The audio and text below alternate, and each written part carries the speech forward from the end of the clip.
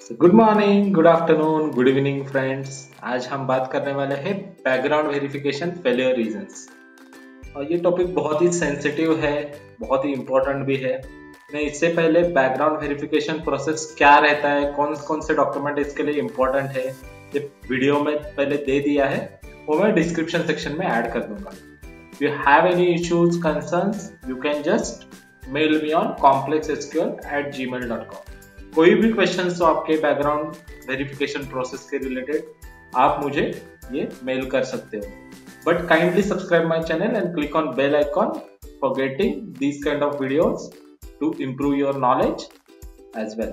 Okay, so ये background verification failure reasons में क्यों दे रहा हूं, क्योंकि as per the data receive 8 से 10% जो एम्प्लॉइज है उनका बैकग्राउंड वेरिफिकेशन फेल होता है और वो कंपनी से निकाले जाते हैं डायरेक्ट। सो अगर आप उस प्रोसेस के बारे में अवेयर हो तो ये काउंट कम हो सकता है और हम पहले ही डील कर सकते हैं जो इश्यूज आने वाले हैं। सो ये वीडियो एंड तक देख लेना, ज्यादा बड़ा भी वीडियो नहीं बनने वाला, बहुत छोटा वीडियो बनने वाला है। सो वीडियो एंड तक देख लेना, फॉर श्योर आपको ये हेल्प करेगा। सो पहला क्या है फेलियर का reason? Misrepresentation of education. So background verification checks में क्या होता है, पहले आपका एजुकेशनल बैकग्राउंड चेक किया जाता है कि कौन से कंपनीज, कौन से कॉलेज से आप पास आउट हो, कौन से स्कूल से आप पास आउट हो, जो सर्टिफिकेट है वो सही है कि नहीं। तो वो कॉलेज तक जाते हैं, थर्ड पार्टी के जो लोग हैं वो कॉलेज तक जाके चेक करते हैं कि सब इंफॉर्मेशन सही है कि नहीं। और कुछ कुछ कंपनी में क्राइटेरिया रहते हैं, जैसे कि टीसीएस, विप्रो, ऐसे कंपनीज में 70% ओवरऑल थ्रू आउट रहने चाहिए। अगर आपको 69.99% भी आ रहे होंगे उसके उनके एप्लीकेशन के काउंटिंग के हिसाब से, तो भी आपका बैकग्राउंड वेरिफिकेशन वहां पे फेल हो जाएगा। सो आप मेक श्योर कर दो, पहले क्राइटेरिया चेक करना है कितना है, कितने परसेंटेज का क्राइटेरिया है। उसके बाद ऑल वेरिफिकेशन और एजुकेशनल डॉक्यूमेंट सही दे दो विद एड्रेस के साथ। ठीक है, मैंने एक एग्जांपल देके रखा है यहाँ पे। Candidate claims to have a degree from prestigious university but fails to provide legitimate document to support the claim during verification. समझो कोई कैंडिडेट है, उसने फेक डॉक्यूमेंट्स दे दिए, तो वो उसका बैकग्राउंड वेरिफिकेशन वहां पे ग्रीन नहीं होगा, वो ऑलवेज रेड कोड में रहेगा और वो फेल हो जाएगा। ठीक है, second is inaccurate employment history. 80% to 90% background verification failure reason में ये रीजन बहुत बड़ा है। एम्प्लॉयमेंट हिस्ट्री आपकी चेक की जाती है, जहां पे आप एक्सपीरियंस सर्टिफिकेट देना रहता है, रिलीविंग सर्टिफिकेट देना पड़ता है, राइट, जिसमें डेट्स रहते हैं। सो आपको वो डेट्स अच्छे से देख के परफेक्ट डेट्स देने हैं। बहुत बार हम क्या करते हैं, एक दो दिन इधर उधर कर देते हैं, but that might be the reason of failure of in background verification. So dates, आपके सर्टिफिकेट की डेट और वो डेट मैच रहनी चाहिए, वो पहला रीजन। सेकंड है जॉब रोल्स। बहुत बार लोग क्या करते हैं, जॉब रोल्स में गफला कर देते हैं। जैसे कि अगर एक XYZ employ as a software engineer काम कर रहा है, वो इंटरव्यू में बोलेगा मैं टेक लीड कर रहा हूँ, मैं टीम हैंडल की है, नहीं, वहां पे आप पकड़े जाओगे। रोल आप अगर सॉफ्टवेयर इंजीनियर का कर रहे हो तो वो पूरा क्लियर चेकअप रहता है उनका, जॉब रोल्स का, रिस्पॉन्सिबिलिटीज क्या थी उसकी, ये पूरा चेकअप रहेगा उसका। ठीक है, तो वहां पे भी आप फेल हो सकते हो। So second is inaccurate employment history. Third thing क्या है, तो हाँ, और एक बात मेरे को बतानी थी इस पॉइंट में। आप समटाइम्स क्या करते हो, आप कोई भी ऑर्गेनाइजेशन के पास जाते हो, फेक सर्टिफिकेट लेते हो और फेक सर्टिफिकेट ऐड करते हो to have that employment history. ये कभी मत करना, जिंदगी में आपकी लाइफ बर्बाद हो जाएगी।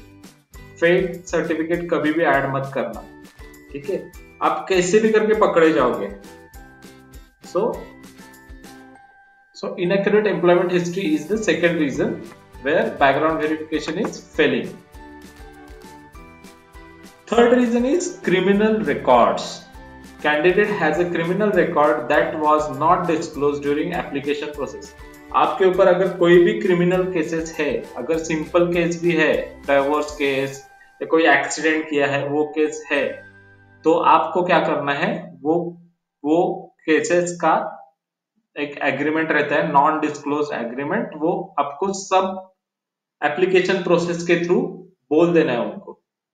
अगर आप बोले नहीं है और आपके ऊपर केस निकली, वो पुलिस वेरिफिकेशन चेक करते हैं बैकग्राउंड वेरिफिकेशन में। सो पुलिस वेरिफिकेशन में आपका अगर केस निकला तो वो बैकग्राउंड वेरिफिकेशन आपका फेल हो जाएगा।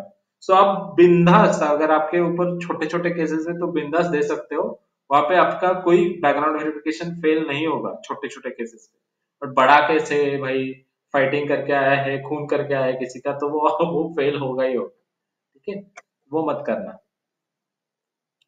नेक्स्ट रीजन क्या है, फेल्ड ड्रग टेस्ट।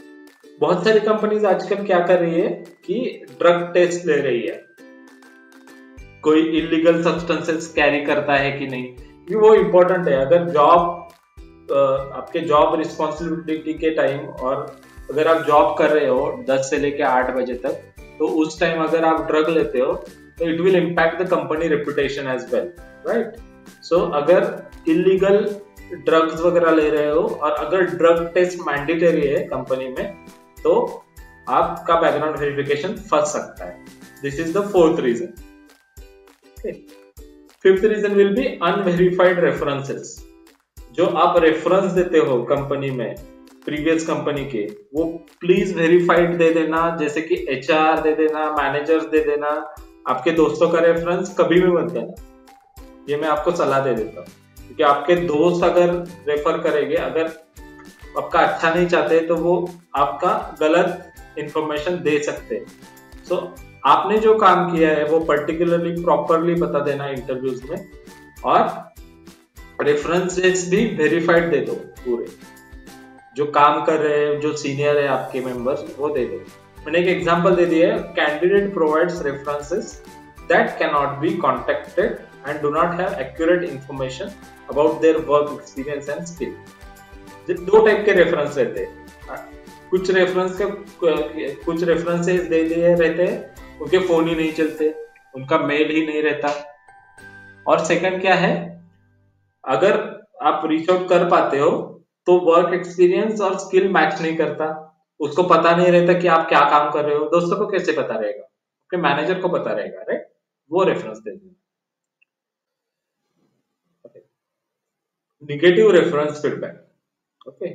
जब आप रेफरेंस देते हो तो बहुत सोच समझ के दे देना, क्योंकि आपने जो रेफरेंसेस प्रोवाइड किए हैं वो कैंडिडेट आपका निगेटिव फीडबैक भी दे सकते हैं। मैं बोल रहा हूँ आपको, एचआर पर्सनल या सच में आपने जिसके साथ काम किया है अच्छे से, जो आपका लीड है, मैनेजर है, उनके ही रेफरेंस दे देना। उनको आपका परफॉर्मेंस पता हो, एटीट्यूड पता हो, बिहेवियर पता हो। अगर ये पता नहीं है तो वो प्रॉब्लम हो जाएगा आपको। क्यों प्रॉब्लम हो जाएगा, अगर आपका निगेटिव फीडबैक जाता है तो आप फंस सकते हो बुरी तरीके से। फॉल्स आइडेंटिटी, बहुत बार ये कोविड टाइम में बहुत हो चुका है कि एक बंदा है और दूसरे बंदे का इंटरव्यू दे रहा है, ठीक है। तो candidate provides false identification document during verification process.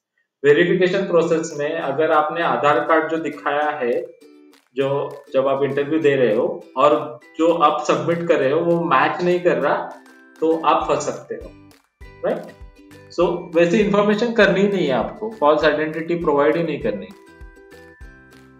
ठीक है। Next is inconsistent information.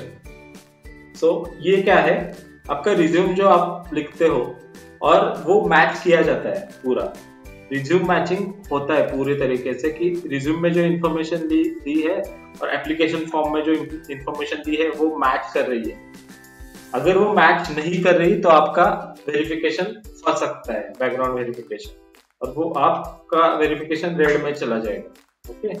सो आप मेक श्योर कर दो कि रिज्यूम में जो इन्फॉर्मेशन दे रहे हो वो पर्टिकुलरली सही हो, जिसमें employment, historical information of employment सही हो, historical information about your education वो सही हो, परसेंटेज मार्किंग वो सही हो, ये सब चेक किया जाता है, ठीक है। डिस्क्रिपेंसीज इन एकेडमिक रिकॉर्ड्स, ये हमने बात कर ली कि कुछ इसमें परसेंटेज का मिसमैच रहता है, कुछ इसमें नाम का नेम जो रहता है आपके सर्टिफिकेट पे वो और एप्लीकेशन जो आपने भरा है उस कंपनी में वो भी अलग रहता है, तो वो आप क्लैरिफाई पहले ही करके ले लो। और स्पेलिंग मिस्टेक मत करो मोस्टली, नहीं तो आपको बहुत ज्यादा प्रॉब्लम हो जाएगी, बहुत ज्यादा इश्यू फेस करने पड़ सकते हैं, राइट। उसके बाद क्या है, वायलेशन ऑफ कंपनी पॉलिसीज। हाँ, जब आप कंपनी में एंटर करते हो तो कंपनी के कुछ रूल्स एंड रेगुलेशंस रहते हैं, कुछ पॉलिसीज रहती है, वो कभी भी वायलेट मत करना, ठीक है। जैसे कि सेक्सुअल हैरेसमेंट पॉलिसी रहती है, उसमें भी आप ये कर सकते हो। नहीं तो डेटा ब्रीच पॉलिसी रहती है। डेटा ब्रीच मतलब क्या, कंपनी का डेटा आप ऐसे ही आपके पर्सनल मेल पे लेके आए, ये कभी मत करना, बहुत बड़ा क्राइम है और कंपनी से निकाल ले जाओ डायरेक्ट, ठीक है। उसमें भी आपका बैकग्राउंड वेरिफिकेशन फेल हो सकता है।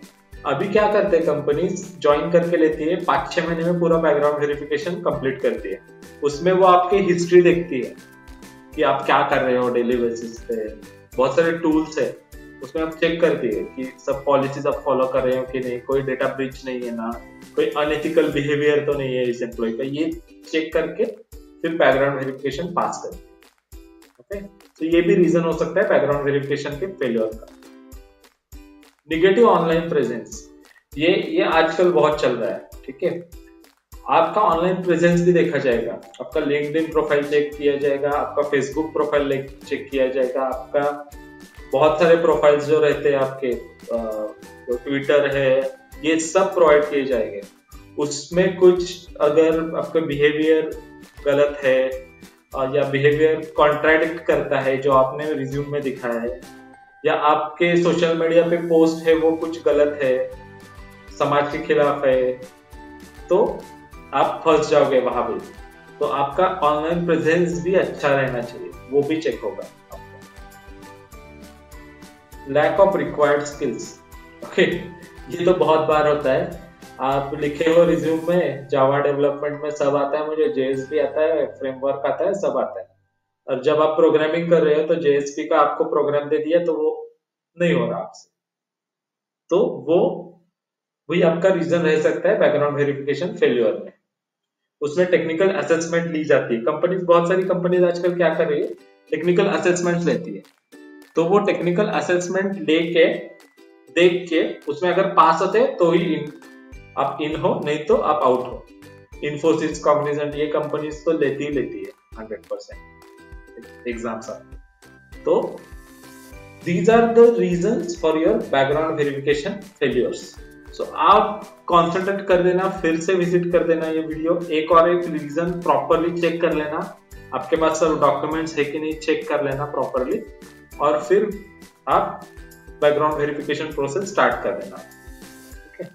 सो it's important for candidates to be transparent and accurate in their application material. So आप क्या करते हो, एप्लीकेशन फॉर्म कैसे भी करके भर देते हो, नहीं, वैसा कभी मत करना। सब इंफॉर्मेशन है वो प्रॉपर दे देना, 1% का भी यहाँ वहां होगा तो बैकग्राउंड वेरिफिकेशन के इश्यूज आ सकते हैं आपको। मैं ये नहीं बोल रहा कि फेल होगा आपका, बट इश्यूज आ सकते हैं। Companies rely on background checks to ensure they are hiring trustworthy and qualified individuals who align with their values and requirements. So ये जरूर कर देना आप। और ये सब रीजन से, due to this reasons, candidate का बैकग्राउंड वेरिफिकेशन फेल हो जाता है आजकल, okay. Hope you like this video. If you like this video, kindly subscribe the channel, click on bell icon. आपको कुछ भी इश्यूज हो बैकग्राउंड वेरिफिकेशन प्रोसेस के बारे में, कंपनीज के बारे में, अगर आपको कुछ इंटरव्यू क्वेश्चंस भी चाहिए हो, तो please contact me on complexsql@gmail.com।